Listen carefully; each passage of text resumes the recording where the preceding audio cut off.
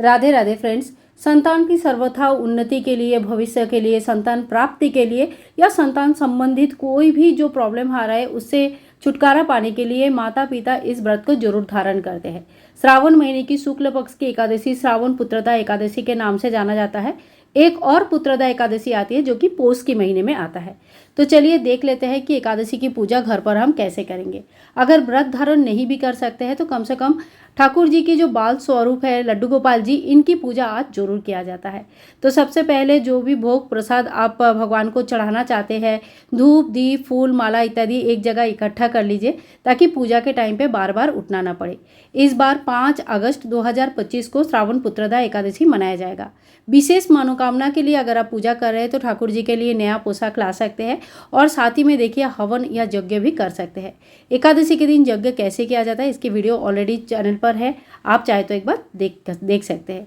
तो ये पूजा मैं मंदिर के सामने ही करके दिखा रही हूँ, आप चाहे तो अलग से चौकी लगा सकते हैं या मंदिर में भी कर सकते हैं। तो सबसे पहले पीला आसन बिछा लेंगे ठाकुर जी के लिए और भगवान का नाम लेते हुए दीप प्रज्वलित कर लेंगे।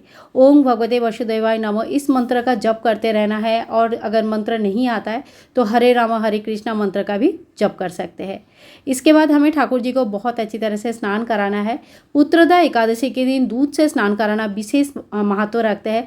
भगवान को दूध का भोग चढ़ाया जाता है, दूध से स्नान करवाया जाता है और जो जिससे स्नान होगा वो गाय का कच्चा दूध होना चाहिए, यानी कि अगर संभव है तो गाय का कच्चा दूध से ही भगवान को स्नान कराए। इसके बाद ठाकुर जी को देखिए एक मैंने परात ले लिया या थाल ले लीजिए जिसमें थोड़ी सी गहराई होगी। ठाकुर जी को इसमें बैठाएंगे और चंदन से हमने ओम लिख दिया है। आप चाहे तो अष्टदल कमल बना सकते हैं, स्वास्तिक बना सकते हैं और फिर धीरे धीरे ठाकुर जी को स्नान कराएंगे। सबसे पहले हाथ धुलाना है, पैर धुलाना है, फिर धीरे धीरे कंधे में पानी डालनी है, फिर सिर पे पानी डालना है और उसके बाद दूध से स्नान कराएंगे और फिर से शुद्धिकरण स्नान कराएंगे। आप चाहे तो आज गंधधर यानी कि चंदन घोल के उससे भी स्नान करा सकते हैं। स्नान के बाद ये जो स्नान जल होता है ये आप चाहे तो चरणामृत के रूप से ग्रहण कर सकते हैं या तो फिर आप चाहे तो इसका चाय वगैरह भी बना सकते हैं। अगर चंदन वगैरह मिला दिया है तो फिर आप उनको कोई भी पौधे में डाल सकते हैं। ठाकुर जी को बहुत ही प्रेम से अच्छे से तैयार कर लीजिए। यहाँ पे मैंने ठाकुर जी को नया वस्त्र धारण करवाया है और बहुत ही सुंदर लग रहे हैं देखने में। फिर घर पर जो भी आप श्रृंगार करते हैं फूल माला इत्यादि से अच्छी तरह से ठाकुर जी का श्रृंगार किया जाता है। पुत्रदा एकादशी के दिन ठाकुर जी को बांस की बांसुरी जरूर अर्पण करें। ये बांसुरी आपके पास जरूर होंगे। जब हम लोग जन्माष्टमी मनाते हैं तो बांस की बांसुरी जरूर लेके आते हैं और उसी बांसुरी आज के दिन ठाकुर जी को अर्पण किया जाता है। साथ ही में देखिए अगर गौ माता है तो गौ माता को भी चौकी में जरूर बैठाइए।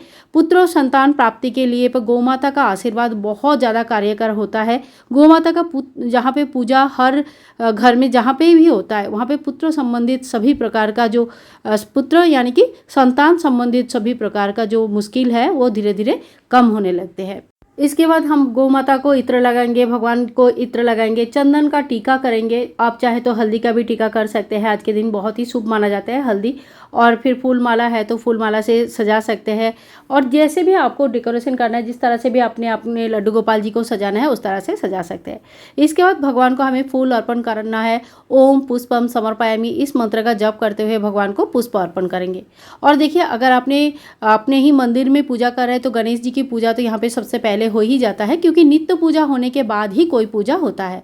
और अगर अलग से चौकी लगा रहे हैं, दूर कहीं मंदिर से चौकी लगा रहे हैं तो वहाँ पे आप गणेश जी की स्थापना करके पहले उनकी पूजा कर लीजिए और उसके बाद ठाकुर जी की पूजा कीजिए।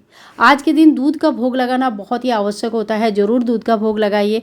फलाहारी व्रत होता है इसीलिए फल का भोग भी लगाया जाता है।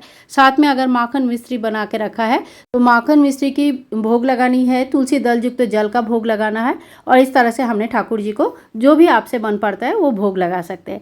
इसके बाद हाथ में एक फूल लेके एकादशी की व्रत कथा हमें जरूर सुननी चाहिए। व्रत कथा आप घर के सभी मेंबर को बैठाकर जोर से पढ़ के सुना सकते हैं, ये बहुत ही अच्छा माना जाता है। सुबह समय नहीं होता है तो व्रत कथा आप शाम को भी पढ़ सकते हैं या सुन सकते हैं। इसके बाद देखिए हाथ जोड़ करके पूजा में रही कमियों के लिए समय याचना कर लेंगे और थोड़ी बहुत दक्षिणा हमें जरूर चढ़ानी चाहिए, जो कि एकादशी के शाम को या द्वादशी के दिन सुबह आप दान कर सकते हैं। दान के बिना कोई भी पूजा संपूर्ण नहीं माना जाता है। खास करके अगर आपने कोई संकल्प लेके पूजा कर रहे हैं तो थोड़ा बहुत छोटा सा ही सही, जितना हो सके उतना दान हमें जरूर करनी चाहिए। और पुत्र प्राप्ति की संकल्प अगर लेके रखा है तो आप अच्छा खासा ब्राह्मण भोजन और दान जरूर करवाइए, क्योंकि ब्राह्मणों के आशीर्वाद के साथ हमारे संकल्प जो है ना बहुत जल्दी पूरा हो जाता है।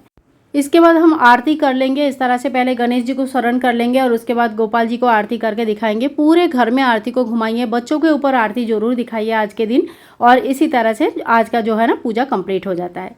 पूरा दिन कोशिश कीजिएगा हरे राम हरे कृष्णा या भगवान का कोई भी मंत्र का जप करना, और इससे जो मन की तन की शुद्धिकरण होता है। भगवान को सुबह शाम भोग लगानी है, धूप दीप करना है, और जो चौकी है वो अगले दिन यानी कि द्वादशी के दिन सवेरे पूजा करने के बाद पारण के बाद आप उठा सकते हैं। पारण हमें कैसे करनी है, तो सुबह सुबह स्नान आदि करके दोबारा हमें पूजा करनी है, और उसके बाद जो है पूजा के बाद जो भोग प्रसाद हम चढ़ाएंगे वही भोग प्रसाद ग्रहण करके हम पारण कर लेंगे। पारण के सही समय क्या है, 6 अगस्त सुबह 5:45 से लेकर सुबह 8:26 के अंदर अंदर हमें पारण करनी है। पारण के समय ही पारण करना जो सबसे सही माना जाता है, और व्रत की संपूर्णता इसी में होता है।